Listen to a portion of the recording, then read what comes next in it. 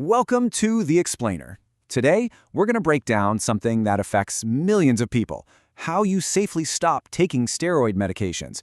And trust me, it is way more complicated than just finishing the bottle.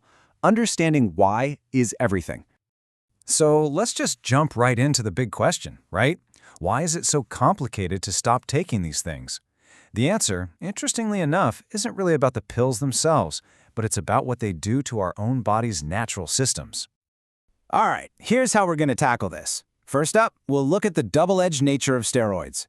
Then, we'll explore this cool analogy of your body's internal cruise control.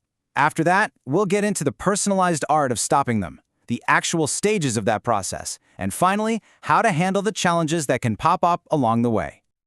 So let's start with the basics. What are we even talking about here?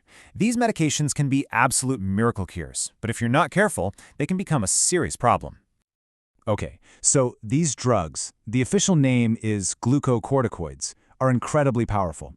I mean, they can stop a life-threatening asthma attack in its tracks or calm down an autoimmune disease like lupus. But, and this is a big but, all that power comes with a major trade-off, a whole list of side effects that can be just as serious as the diseases they're supposed to treat. And this right here is the most important thing to understand. You absolutely cannot just stop taking them. Why? Because it can trigger something called adrenal insufficiency. Basically, your body forgets how to make its own essential steroids, and that is incredibly dangerous. It can even be life-threatening. So to really get why stopping is so tricky, we need to take a look under the hood. We need to see this really elegant system that these steroids interrupt. And that system is called the HPA axis. The easiest way to think about it is like your body's own super sophisticated command center. It's this constant conversation happening between your brain and your adrenal glands, and its whole job is to manage stress by making just the right amount of your own natural steroid, cortisol.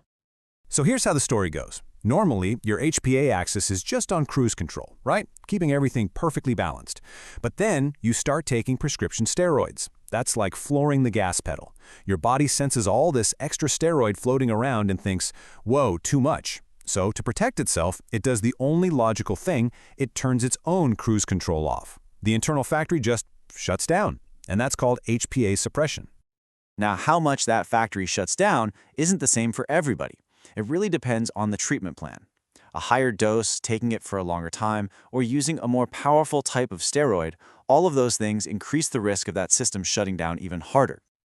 And that is exactly why getting off steroids isn't some one-size-fits-all schedule.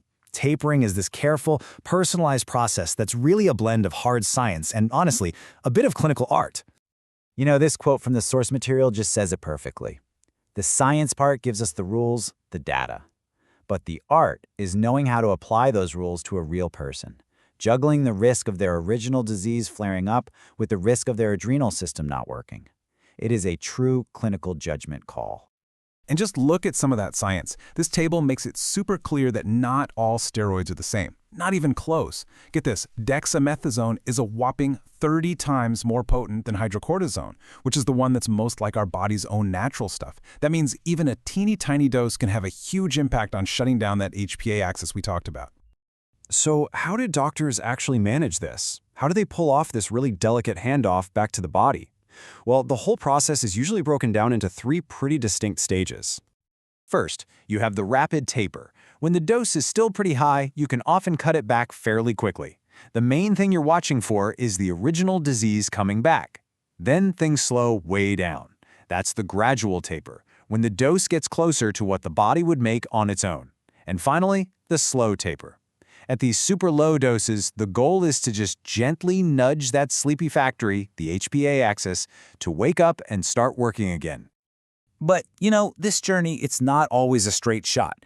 There are a few key challenges that both doctors and patients have to watch out for very, very carefully. So there are three main issues that can pop up. 1, the original disease can flare up. 2, you can have true adrenal insufficiency if that HPA axis doesn't wake up fast enough. And 3, a person can just get a physical withdrawal syndrome. Now, the really tricky part? A lot of the symptoms, fatigue, aches, nausea, they can look almost identical for all three. Okay, it is absolutely critical to understand the difference between these two, adrenal insufficiency and withdrawal syndrome. AI happens at really low doses and means there's a real, dangerous lack of cortisol. Withdrawal, on the other hand, is more like a physical dependence, and it can happen even at higher doses. Telling them apart is vital, because AI comes with the risk of a life-threatening adrenal crisis. Withdrawal does not. And this brings us to something that is just non-negotiable: patient education. Anyone tapering off steroids has to understand what stress doses are. It means you have to know to temporarily take more of your steroid if you get sick or injured or have surgery. This basically copies your body's natural stress response, and it can prevent a really dangerous crisis. Carrying a steroid alert card is just as important. It can literally be a lifesaver. So, at the end of the day, a successful taper isn't something that just happens to you. It's a journey you take with your doctor.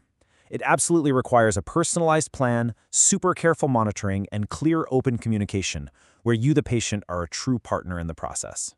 So let's end with this question. When a patient really understands the why it's so slow, why they might feel a certain way, what signs to watch for, how does that change the game?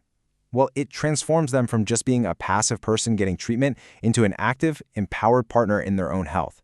And that shift, that can make all the difference in the world.